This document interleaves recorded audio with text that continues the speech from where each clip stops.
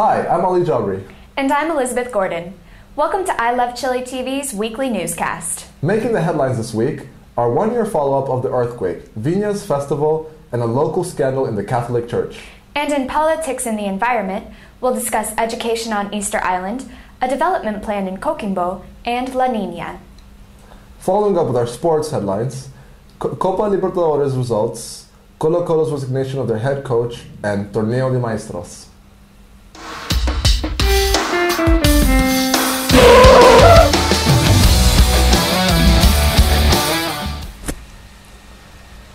One year after the devastating earthquake of February 27, 2010, the Chilean government has assured the population that almost 60% of the damage caused by the quake and the following tsunami has been rebuilt so far. This includes restoring 99.1% of this public and sanitary infrastructure. With regards to the reconstruction process, President Sebastián Piñera this week signed a project that will reorganize Chile's National Emergency Office, ONEMI, and replace it with a National Civil Protection Agency that has at its command a state-of-the-art early warning system. Knowing that natural catastrophes like this cannot be avoided in the future, Piñera claimed we can be prepared and have effective institutions which provide the Chilean people with the guidance, early warning, assistance, and protection they need. Chile is one of the most seismically active countries in the world. Last February's 8.8 earthquake left 523 people dead and 25 missing, as well as a further 800,000 who were affected in some way. A financial loss of more than US$ 30 million was caused by the quake. Dominating the news this week has been the music event of the year, the Viña del Mar International Song Contest. Now in its 52nd year, the festival promised to be bigger and better than ever, and so far has not disappointed.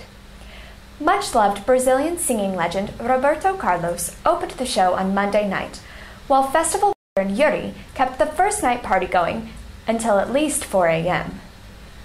Tuesday was controversial for all the wrong reasons. The usually mild-mannered Americo was outspoken against host Rafael Areneda in a post-concert press conference and sparked a Twitter backlash. Enjoying more success, though, was comedian Oscar Genges, who gratefully didn't see a repeat of his 1998 performance when he was booed off the stage. Tonight we'll see international guest star Sting perform some of his greatest hits, accompanied by a symphony orchestra. The festival will close tomorrow with Alejandro Sanz and Cumbre Bailable. A former priest of the Sacred Heart in Providencia has been convicted of sexual abuse. The Vatican has ruled that Padre Caradima is guilty of one case of abuse against a child under his spiritual care. 5 more complaints have been made public and are being investigated. The accusations have shocked the Chilean church, as Padre Caradima has been responsible for the spiritual direction of thousands of parishioners in El Bosque, as well as other priests. Caradima's lawyers have said that he will appeal the ruling, stating that new information is expected to prove his innocence.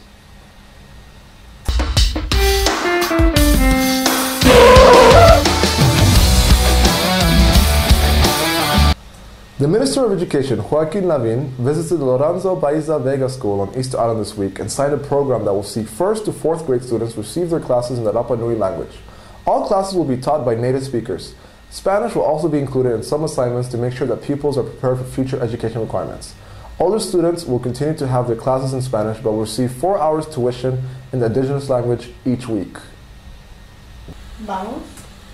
President Piñera presented a development program for the Coquimbo region this week in the city of La Serena. The plan contains 7 aims that will strengthen the region in its economic growth. These are technical development, employment, fight against poverty, health and sports, education, civil security, and quality of life. Coquimbo experienced a higher growth than the whole of Chile in 2010. 13,000 jobs were created in the region, and exports increased by a spectacular amount.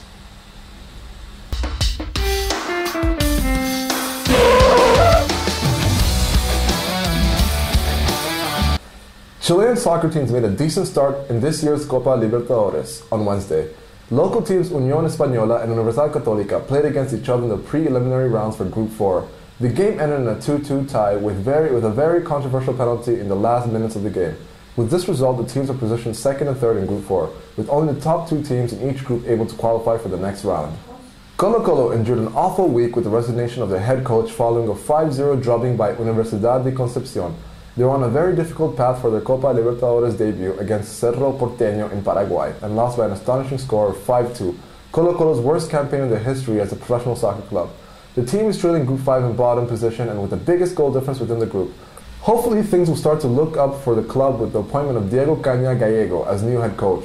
The Argentine, known as El Tolo, will work on boosting the morale of players and finding new ways of playing. 4 out of the 5 teams El Tolo has managed have won the championship. Former world number 1 Chilean tennis player Marcelo Rios won the Masters tournament held in Monticello Casino in Chile. This tournament was organized by Rios to be able to bring to Chile former ATP legends such as Stefan Edberg, Yevgeny Kafelnikov, and Cedric Pioulin, among others. The cup was obtained by Marcelo Rios after defeating Kafelnikov in the final by 7-5, 6-7, 5, and an outstanding super tie break 10-6.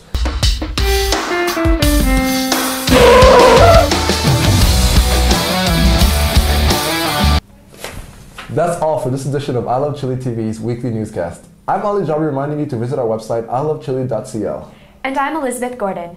Log on this Sunday, February 27th, for our special one-year anniversary edition of The Earthquake.